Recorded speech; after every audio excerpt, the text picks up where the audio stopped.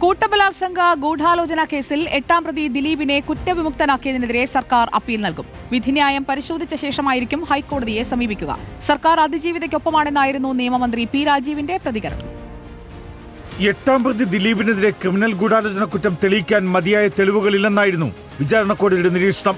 ഗൂഢാലോചന കുറ്റം തെളിയിക്കാൻ മതിയായ തെളിവുകൾ ഹാജരാക്കുന്നതിൽ പ്രോസിക്യൂഷൻ പരാജയപ്പെട്ടുവെന്നും കോടതിയുടെ വിമർശനം.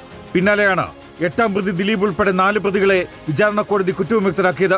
പ്രത്യേക അന്വേഷണ സംഘം ഹാജരാക്കിയ തെളിവുകളെല്ലാം വിചാരണ കോടതി തമസ്കരിച്ചുവെന്നാണ് പ്രോസിക്യൂഷന്റെ പ്രാഥമിക വിലയിരുത്തൽ. ഈ സാഹചര്യത്തിലാണ് ഹൈക്കോടതിയിൽ അപ്പീൽ നൽകാനുള്ള സർക്കാർ തീരുമാനം. മുഖ്യമന്ത്രിയും നിയമമന്ത്രിയുമായി സംസാരിച്ച ശേഷമാണ് സർക്കാർ തീരുമാനമെടുത്തത്. സർക്കാർ അതിജീവിതയ്ക്കൊപ്പമെന്ന് മന്ത്രി പി രാജീവ് പ്രതികരിച്ചു. പൂർണ്ണ തൃപ്തിയുള്ള വിധിയല്ല വിചാരണ കോടതിയിൽ നിന്ന് പുറത്തുവന്നത്. ഈ സർക്കാരും മുഖ്യമന്ത്രിയും ഇല്ലായിരുന്നുവെങ്കിൽ ഇങ്ങനെയൊരു പ്രതി അറസ്റ്റിലാകുമായിരുന്നോ എന്നും നിയമമന്ത്രിയുടെ ചോദ്യം. സർക്കാർ എപ്പോഴും അതിജീവിതയ്ക്കൊപ്പം ഉറച്ചാണ് നിന്നിട്ടുള്ളത്. അത് അവർക്കും പൂർണ്ണമായിട്ട് ബോധ്യമുണ്ട് എന്ന് തന്നെയാണ് ഞാൻ കരുതുന്നത്. പൂർണ്ണമായി നീതി ലഭിക്കുന്നതിന് ആവശ്യമായിട്ടുള്ള നടപടി സ്വീകരിക്കണം എന്നാണ് സർക്കാർ കാണുന്നത്. Legal desk reporter.